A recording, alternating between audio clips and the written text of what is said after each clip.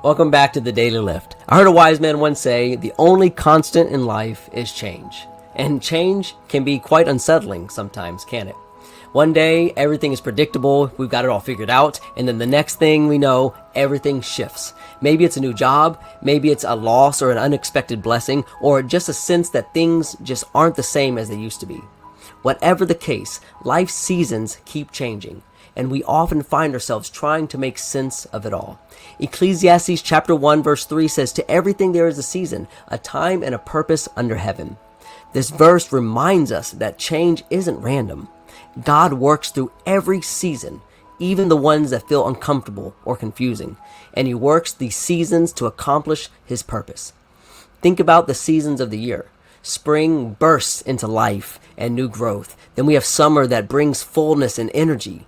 Autumn or fall is the time of harvest and letting go, while winter is quieter. It's a season of rest and preparation. Each has its place, and each plays a part in the cycle of life. Our lives are like that too. There are seasons of joy and abundance, where everything seems to go right. Then there are seasons of trial where the road feels steep and the days are long. Sometimes we face a season of waiting, wondering when God will open the next door for us. But here's the truth. Every season has its purpose.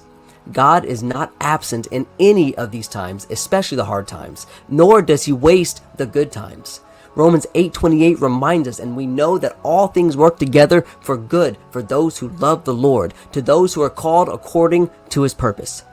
Even when we can't see it, God is shaping us.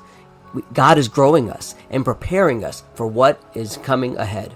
So think about Joseph in Genesis. He went through a season of betrayal by his brothers. He went through a season of slavery and a season of unjust imprisonment. But through it all, God was working. God was preparing Joseph to save a nation and his entire family during a famine. So when the time came, Joseph could look back and say, "But for you, you meant evil against me, but God meant it for good." The same God who worked through Joseph's seasons, He's working through yours. You may not understand the why right now, but trust that He's weaving it all together for something even greater than you can imagine. So what season are you in? Are you in a season of growth and new beginnings like spring? Or maybe it's your winter, feeling the chill of uncertainty or loss. Wherever you are, know this: God is with you in every moment.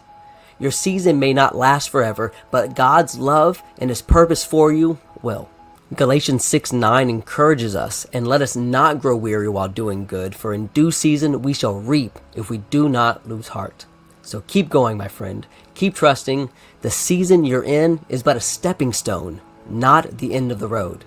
Take a moment today to thank God for the season you're in, even if it's a hard one, especially if it's a hard one. Ask Him to show you what He's trying to teach you and how you can grow in this time.